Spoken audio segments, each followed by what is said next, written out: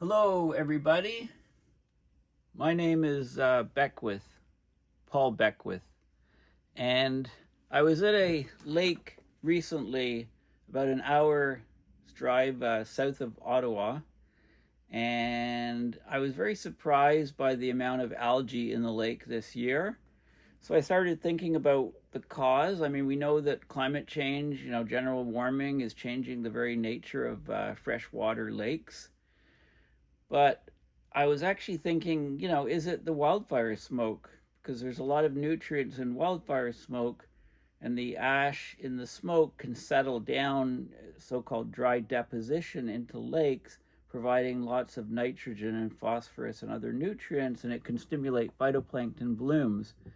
And I think this is precisely what's been happening with this lake. So I started investigating what is in the scientific literature on this, and that's what I'm going to discuss in this video. Of course, this has huge implications for water quality of freshwater bodies, water supplies of people, the wildfire smoke, of course, can travel thousands of kilometers. So, first of all, there's this paper here, Abrupt Changes in Algal Biomass of Thousands of U.S. Lakes, how it's related to climate, and the effects on the lakes is more likely in low-disturbance watersheds, so lakes that are more pristine, that have less human, less cottages, less farming in the shoreline regions and things like that. So there's a lot of different factors that determine the quality of water in a lake. So this paper actually doesn't even discuss wildfire smoke. And then, so I'll talk about it, and then I'll talk about the effect of wildfire smoke on the lakes, showing you some additional papers. So this is an overall climate one. So basically, algae biomass has been increasing in many lakes in recent years. These increases are thought to be due to climate change, potentially leading to regime shift. A regime shift is a large ecosystem response to a small disturbance, goes past a tipping point, and you're in a different type of situation. So they analyzed a lot of lakes, 24,452 lakes. They looked at the time series across 34 years of things like algae and nutrients and pH and water quality, chlorophyll A, which is a good sign of the amount of algae in the lake. They found that climate change has caused changes in the algae biomass in 1/3 of the lakes. 13% of the lakes had the potential for a regime shift to a much different type of situation for the life in the lake. Just 4% showed increased algae through time. Most lakes showed abrupt but temporary algal biomass changes with a higher likelihood of a climate response under certain environmental conditions with low to moderate human disturbance. And it's interesting that this paper was just published recently early this year, and I didn't see it mention wildfire smoke effects. But let's have a look at what it does look at. So climate change is predicted to intensify algae blooms in lakes globally, result in regime shifts of the lakes, but increases in algae biomass don't consistently correlate with air temperature or precipitation. So often, you think hotter lakes, there's going to be more growth, and probably less health of the lake. Precipitation can bring pollutants out of the air directly into the lake, or it can wash pollutants on the land surrounding the lake into rivers and streams that can then go into the lake or direct runoff into the lake to affect the water quality. So they're looking they were looking for a causal effect of climate or the nonlinear dynamics needed to demonstrate regime shifts in the lake. So they looked at the effects of climate on the annual lake chlorophyll A, which is a measure of the algae biomass over 34 years from 24,452 lakes. across broad ecoclimate zones in the U.S. Okay, so the algae biomass was causally related to climate change in 34% of the lakes. Of those lakes where climate change causally affected them, 71% exhibited abrupt but mostly temporary shifts as opposed to persistent, long-lasting changes. 13% had the potential for a regime shift to a different sort of state. Climate was causally related to algae biomass in lakes experiencing all levels of human disturbance, but in lakes with minimal human disturbance, so not many cottages or structures, no farming on the bordering land of the lake, cooler summer temperatures. They found that there was climate causality, so climate effect on the lake was most likely on these lakes, and it was less likely to moderately likely on lakes that had already a lot of human disturbances. So lakes with human disturbances, many people living on the borderline, etc., the levels of nutrients in those lakes is probably higher already. So the human influence around the lake kind of dominated the climate change effects on the lake. Okay, but they got heterogeneous climate responses, so that's different lakes that did different things because of a lot of other factors. But in general, the lake algae biomass globally increased. So they're trying to look at how these lakes are going to change, how the primary production, we know the primary production, plant growth of the biosphere is influenced by climate. They're specifically looking at primary production in the oceans, inland waters, grasslands, arid lands, and forests. Those things have been challenging to quantify, so they look at the lake system, which is a subsection of the overall picture, so it should be easier to quantify. They use proxies. Scientists use proxies for primary productivity from satellite imagery to quantify the standing stocks or biomass over the earth. But quantifying the causal effects of climate on this biomass at very large scales is challenging. So they looked specifically at lakes, many thousands of lakes, 35-year time scale, to see what was happening. How are the lakes changing with climate change? So they found that of course, although the average global air temperature and extreme weather events have increased substantially in the last half century, natural variability in temperature and precipitation at regional and local scales makes it difficult to quantify the ecosystem response to climate, if we're talking on short time scales. And the dynamics of lake algae are controlled by a complex mix of lake, watershed, and environmental factors that vary across individual lakes. So that affects things like lake depth, the water temperature, which is related to lake depth, deeper lakes, lower water temperatures in general, the land use around the lake, the cover, the soils, the inflows of water, so rivers and creeks and streams into the lakes, nutrients, food web dynamics, okay? The human land use footprint around the lake, particularly agriculture, because you're going to be using fertilizers on the agriculture. And these things can overwhelm and mask the climate effects on the lake algae. Okay, so they basically, there's a lot of nonlinear factors, there's a lot of complexities, but they tried to look at these lakes and tease out, they measure the annual algae biomass as the median lake chlorophyll A concentration from a minimum of 8 observations between April and October for every year in these 24,452 lakes, and they to see what was going on. So here's your lakes, huge data set, 24,452 lakes. They looked at chlorophyll A time series from 1985 to 2018, so extensive data collection. And they did modeling of the different processes involved to quantify the causal relationship between climate and the chlorophyll of each lake. Some lakes were predictable, other ones unpredictable. Some of them linear things were happening, others nonlinear things were happening.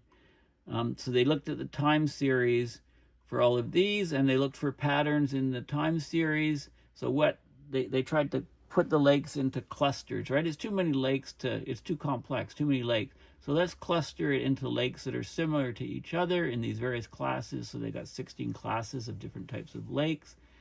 And then they further grouped the classes into ecological, sort of on an ecological basis. And did the statistics and patterns and found different types of lakes and different climate responses depending on other situations around the lake. So we'll just have a look at some of the data. So there were lakes that were predictable. Just under half were predictable. So the time series have a statistically significant forecast skill. Then they looked at, they could divide those into linear, stochastic, so linear effects, and then nonlinear effects. So dividing it into the changes, and then, the types of, they looked for causality, from the climate caused changes in the linear changes in the lake, and also in the nonlinear changes in the lake. And then, a fraction of the lakes were unpredictable. They didn't follow a pattern. So for example, this is the chlorophyll concentration, and this is precipitation. So they looked at, this is through the years, and you could see the precipitation variance and the algae variance to see whether it correlated or anti-correlated. And this is an example with drought, when there's drought years versus the chlorophyll concentrations and so on. Okay, so they tried to tease out all of this for all of the lakes.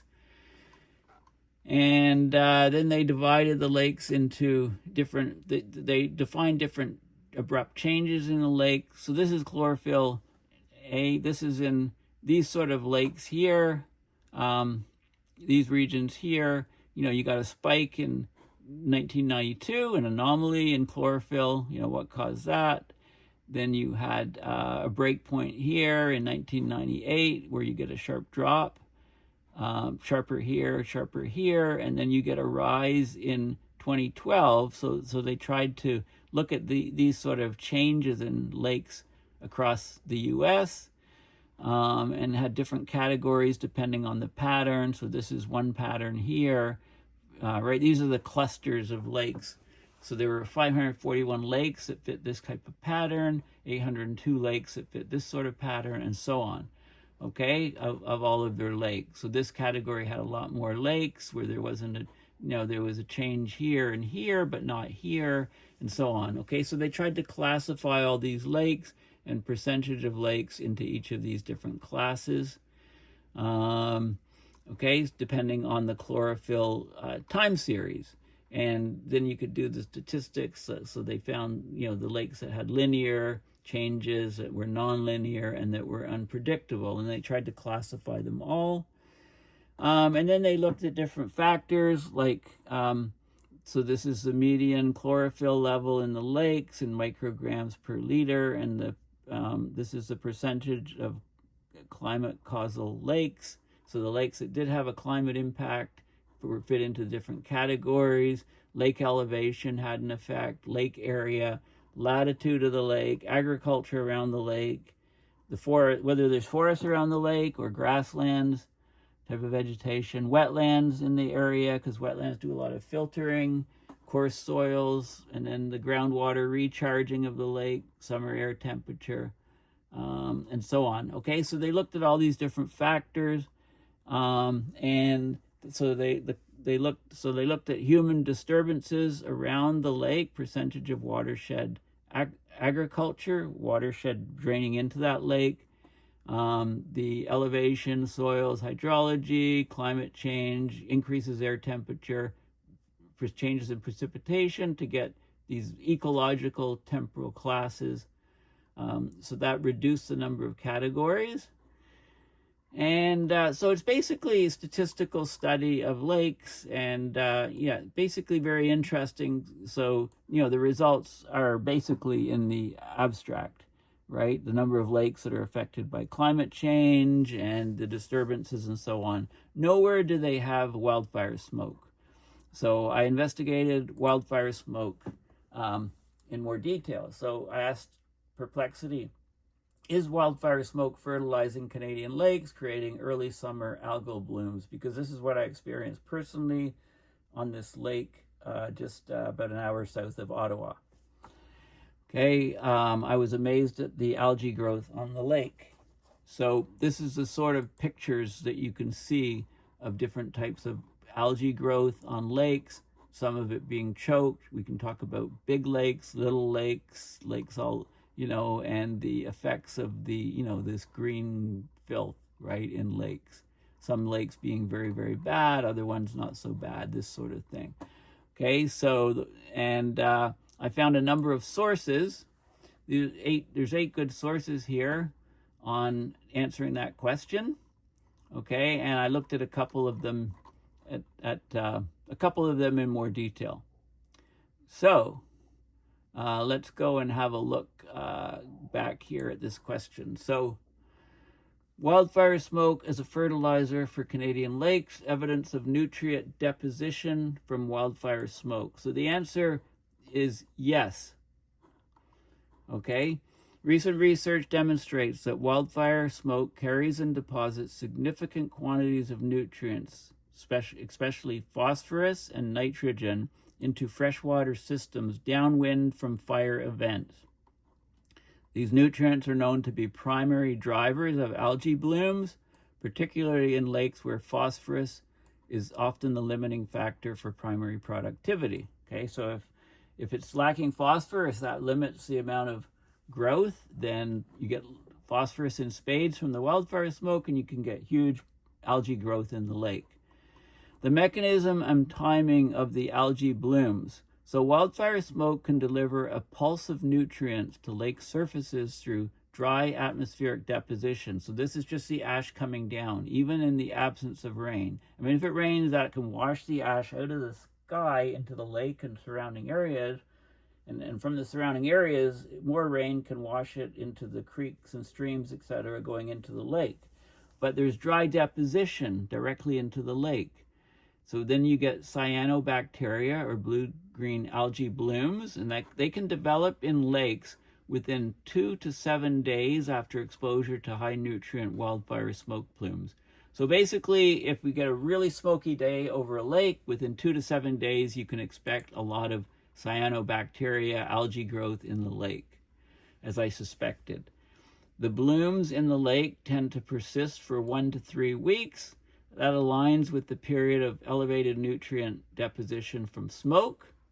Okay, so, and recent observations in Canadian and downwind lakes. So they did a 2024 study of the Finger Lakes region of New York, downwind from major Canadian wildfires in 2023. We had a record year for wildfires in 2023. So stream dissolved phosphorus concentrations doubled or tripled during smoke events. So there was rapid fertilization of the lake from the wildfire smoke, and it caused a huge increase in growth. This is happening on the land too, I suspect. So, when we reach the greening period of the land, it can greatly increase the growth rates of shrubs and grasses and trees and so on, which I've also noticed. It seems that vegetation growth was huge very, very quickly in the spring. More so, once things turn green, the growth was phenomenal. The growth is leading, for example, in grasslands to much taller grass, and therefore a proliferation of ticks, which I did a separate video on. So this is a really terrible year for ticks. Lots of rain caused increased growth as well, but it's the fertilization effect of the smoke from wildfires that's adding to all this too. They did a large-scale analysis of over 2,000 lakes and found that cyanobacteria blooms increase in frequency and intensity in lakes intersected or affected by wildfire smoke plumes. The strongest effects are observed shortly after the smoke exposure, and that's 2 to 7 days later. Most of the research was on U.S. lakes, but this is relevant to Canadian lakes as well, given similar wildfire regimes and the source of much of the smoke. atmospheric transport patterns, lake nutrient limitations. There's other effects from the smoke. So wildfire smoke, it not only delivers nutrients, it actually reduces the sunlight penetration, right? You tend to get more clouds, less and direct reflection from the wildfire smoke, so you get overcast conditions. The sunlight penetration is reduced. That alters the lake thermal structure, temperature structure, and the primary production patterns. In shallow waters, it can actually stimulate algae growth by reducing something called photoinhibition. And this is where light, like UV light, for example, can inhibit growth of algae in the very shallow water because it can't penetrate very deeply into the water, right? So you can get different effects occurring. The combined effects of nutrient fertilization and altered light conditions, it can shift lake ecosystem dynamics, can lead to earlier and more intense algae blooms in the summer season. So wildfire smoke is increasingly recognized as a significant climate-driven source of nutrient fertilization for lakes in Canada and downwind regions. It's the phosphorus and the nitrogen that triggers the early summer algae blooms of cyanobacteria within days, so 2 to 7 days of smoke exposure. These blooms have important implications for water quality, ecosystem health, and drinking water safely. And I was really annoyed because just off my dock of the cabin on the lake is where Newton, his favorite swimming spot. You know, I throw sticks and he swims off, and it was choked with algae. I went out with a paddle and tried to push all the algae away, which I managed to do so he could chase his sticks. I didn't want him to be drinking water as he's swimming through the water towards the stick through algae. I mean, that could be very unhealthy. So I wasn't going to do that with him. So anyway, that was my personal experience with this lake and the algae bloom. So wildfire smoke is now a documented and growing contributor to this phenomenon of algae blooms, especially as wildfire frequency and wildfire intensity increase with climate change. And that goes back to, I talked about how we fight some of these fires with Canada's superpower, the water bombers, designed and made and built in Canada and shipped all around the world. Okay, I showed you some of the pictures of the algae blooms, and I looked at some of the references here. So here's one. Cyanobacteria blooms increase in downwind lakes after intersection with wildfire smoke. I don't know if this has been published yet. This paper was presented on April 13th to 17th at a conference by the International Association for Landscape Ecology, the annual meeting in Raleigh, North Carolina. So it was presented. As far as I know, it hasn't been published yet. So basically, their findings were how these PM 2.5 micron associated nutrients may be impacting water quality in downwind lakes. They used remote sensing to detect the cyanobacteria blooms in the lakes downwind of fires, predominantly in the western U.S. and midwestern U.S. These blooms occurred within 2 weeks, right? Typically 2 to 7 days following the intersection with the smoke. I like how they put it that way. Smoke over the lake, so dry deposition onto the lake. Bloom magnitude increase with increasing smoke density. The relative bloom magnitude also increased in higher elevation lakes, going to be colder, and more oligotropic lakes. Now, what are oligotropic lakes? Just to remind you, there's low levels of nutrients. So it's clear water, sparse plant life, high oxygen levels. They're typically deep, cold water, supporting trout and whitefish. Okay, so when you get a surge of nutrients from the wildfire smoke, it has a huge impact on these type of lakes, more so than other lakes, and also on higher elevation lakes. And they talked about the area burned, and wildfire emissions have increased in the U.S. and globally in recent years, impacting human health and ecosystems, including water bodies. Almost all studies of water quality and fire have focused on the effects in the burned watershed itself, where the fire occurs, showing an increase in sediments, nutrients, and metals for local water bodies. but the effects of on landscapes downwind of the fire epicenter. So we could be talking about places thousands of kilometers away in different watersheds. That's received little attention. So here they look at the wildfire smoke plumes that travel to, they looked at 2,000 lakes, cyanobacteria from the year 2018, and looked at changes in the lake chlorophyll A, the algae in the lakes.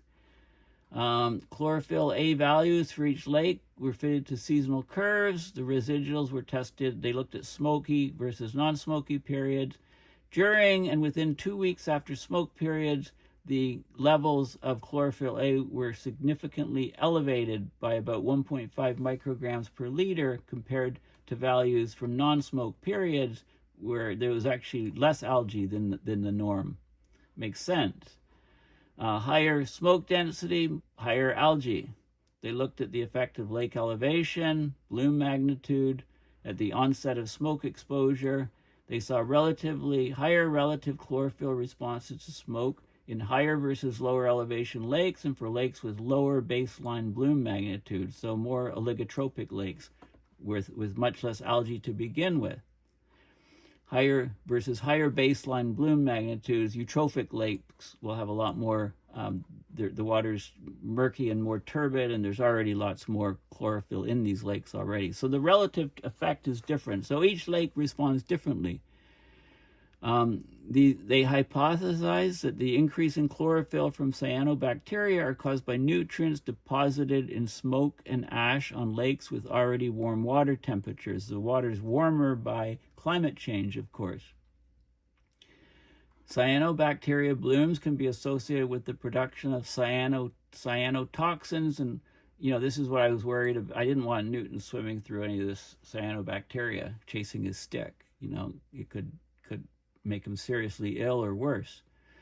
There's also huge implications for drinking water reservoirs across not just the U.S., for lake ecology, alpine lakes, and other lakes that get otherwise limited nutrients. So this is very, very important work. It greatly affects drinking water supply.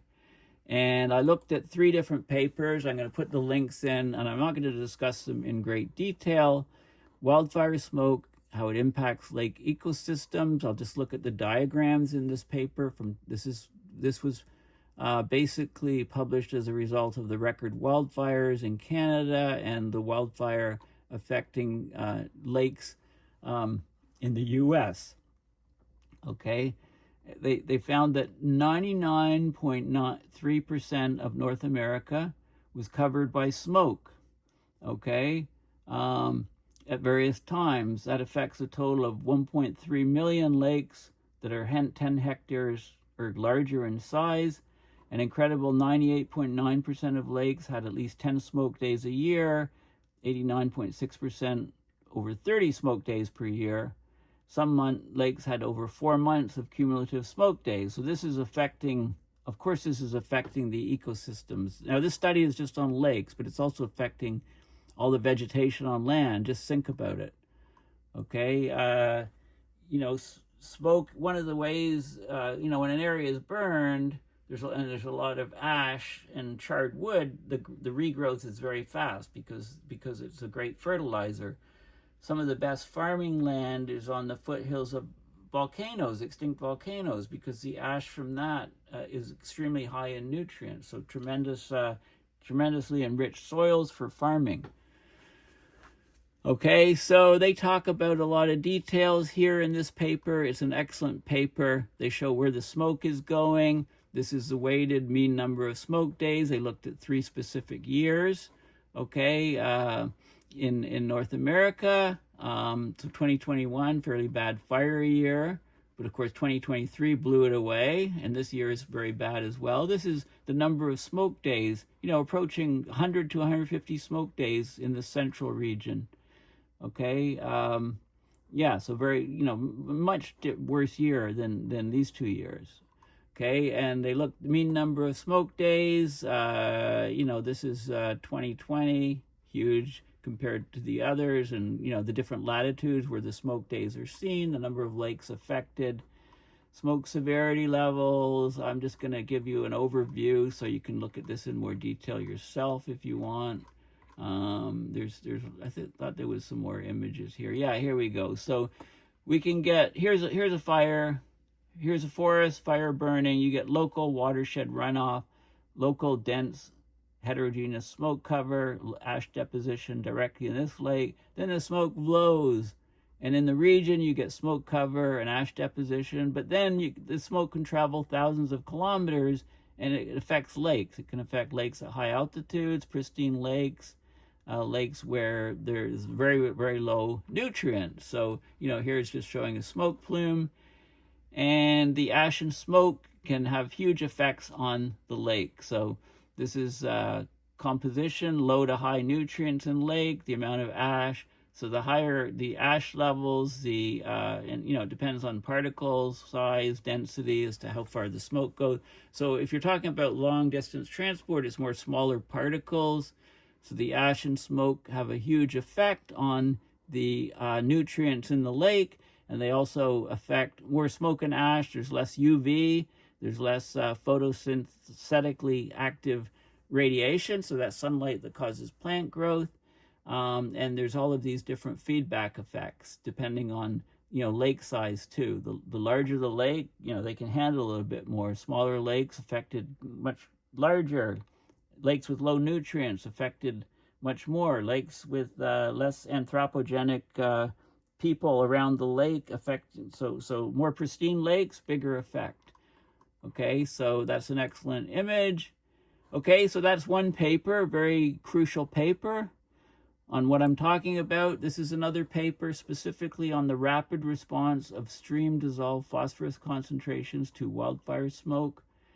Okay, they talk about, normally we think of, so this is looking in the Finger Lakes region of central New York, summer of 2023, wildfires in Canada, record-setting wildfires. How is it affecting the lakes? They collected data over 2 months. They looked at the stream and rainwater carrying nutrients in. Stream dissolved phosphorus showed high sensitivity to smoke events, concentrations 2 to 3 times greater than the pre-smoke period. Okay, so we're getting a huge effect. Now we've looked at how the nutrients get on the land and then they're washed into lakes by rain events, right? But wildfire smoke, dry deposition, that's the ash coming directly down and settling on the lake, could have a similar impact in generating such hot moments of nutrient supply, notably when coupled with rain events. Okay, and they looked at different particle sizes, etc. Okay, so that is a big factor. So they looked at these lakes in this Finger Lakes region, all the lakes in this particular region here. This was a June 6th smoke event, which you can probably recall if you live in New York. It blocked out New York, basically. It occurred for 2 days in a row, and then there was a gap. It blew out to sea, and then the wind turned, and the smoke blew back in from sea on the third day, which was, after a gap of a day or so between the first two events. And these are some of the trajectories of the wildfire smoke from Canada in this particular region of the Finger Lakes. So very interesting study, and you can see, this is dissolved phosphorus over time, spiking up here during these events. Some major spikes here. PM 2.5 particles measured in the air on particular days and so on. Lots of data, correlation matrices between all the different lake parameters, and you can see, in the smoky, there's a lot of red. This is the previous summer, so there's a lot of red areas, high correlations between the wildfire smoke and all of the lake parameters. I'm not going to go into more details, okay? So this is a very interesting study on that region, and then I just wanted to show you this study here. So this is a study that looked at Castle Lake in California. In the summer of 2018, wildfire smoke covered Castle Lake for 55 days. So they quantified the influence of smoke on the lake by comparing the physics, chemistry, productivity, and animal ecology in the 4 prior years, 2014 to 2017, to the smoke year. Okay, they found that the smoke reduced the incident ultraviolet B, UVB radiation by 31%, and the photosynthetically active radiation, that's the radiation that could make plants and algae grow, by 11%. Underwater UVB and PAR decreased by 65% and 44%. Lake heat content decreased by 7% because of the smoke covering it. The nutrient limitation of primary productivity did not change. It said shallow production in the offshore habitat of the lake increased slightly by 109%. I guess that's not slight. They say likely due to a release from photo inhibition. I think that's UV probably stunting the plant growth, inhibiting plant growth. And they looked at the effects on fish and deeper water growth and stuff. Of course, we've had fire. In the last 350 million years, wildfires have controlled land surface and atmospheric dynamics by removing underbrush, catalyzing new canopy growth, transporting carbon and nutrients to distant locations by winds. Right? We've lived with fire. We've had fire forever. Unprecedented in contemporary history. Multiple significant fires occurred during 2018 in Russia, Greece, the UK, Sweden, Australia. This scared them all. They all decided to put in orders for Canadian water bombers, and we only started ordering them after 2023, and now we have to wait 5 or 6 years. And I explained that in the previous video. So make sure you watch that if you haven't. It's a really interesting video on how technology has evolved to try to combat these wildfires. Okay, 7,638 fires burned almost 800,000 hectares in 2018, and they look at this lake. So we've got California, we've got this area here, we've got Castle Lake. There was a Castle fire. This is where the lake is. This is where the fire is. So look at this, like one day, like another day. All the smoke, and of course you're going to get lots of dry deposition of smoke and ash into the lake. So these are the years. This is the PM 2.5, I think, particles.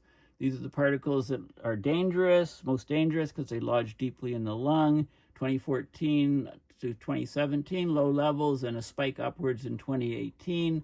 From all of these fires. These are major fires in 2018 here. This is a fire in 2017 and some in 2014. And here's where the lake is, and there's a monitoring station for the PM 2.5 particles. So they looked at all the properties of the lake from the smoke and so on, and I'll just look at some of the data. So this is the fine particulate matter. So this is particulate carbon is A. So this is in the 2014 to 2017 timeframe, the average, and then in 2018, and this is June, July, August, September, October, summer months. So the concentration spiked upwards in 2018 because of the wildfire, both for particulate carbon, particulate nitrogen, and this is the carbon-nitrogen ratio, a lot more carbon relative to nitrogen in the fire years. Then they looked at the UVB going in on the lake, dropped off significantly in the smoky years. This is the photosynthetically active radiation causing plant growth, dropped off significantly. It typically tapers off as you go through the summer, as you pass the peak of summer. 1% UVB depth in meters. It shows how many meters the UVB goes into, and the PAR depth, UVB at 2 meters, and so on. Okay, so there's huge biological changes. The heat content of the lake cooled a bit with those fires. Well, here's water depth. This is water temperature with depth. So we got a thermocline here, sharp drop of temperature below. And you can see, this is 2014 to 2017, and you can see, the lake's actually a bit cooler in 2018. The thermocline is higher because of the blocking of the light. And then they show this is the amount of carbon and PPR. This is net primary productivity. of the lake at different water depths, and you can see the characteristics change. Again, the red line is the 2018 year where there's lots of smoke affecting the lake, and the blue is the average of the previous years. So you can see the effects on different dates. This is different dates through the summer. Okay, you can see the effect. Look at the huge difference here. Okay, there's a lot more primary productivity up in this region from all the nutrients from the smoke. You know, and this is about 5-meter water depth. Okay, chlorophyll A, June and August. Okay, and total zooplankton biomass, and you know, it continues. There's loads of data. Anyway, you get the point. Okay, the point is, I started up here, and lakes are changing because of climate change, right? Warmer water, different effects, and different more algae growth, more chlorophyll A growth. And then but this doesn't introduce wildfires, right? Then we talk about the impact of wildfire smokes, which I noticed personally a couple of weeks ago.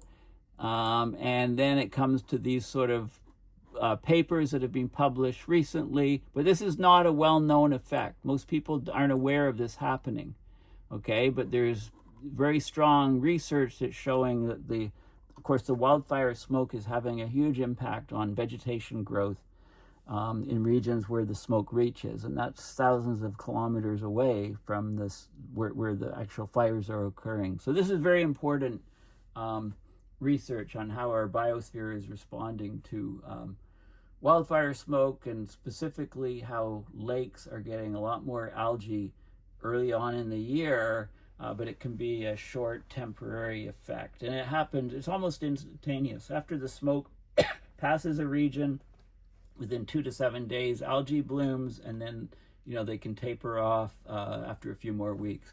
So anyway, thank you for listening. Please consider going to my website, paulbeckwith.net, and donating to PayPal to support my research and videos. And make sure you get yourself a climate-themed t-shirt before the store closes on June 22nd. So thanks again for watching, and bye for now.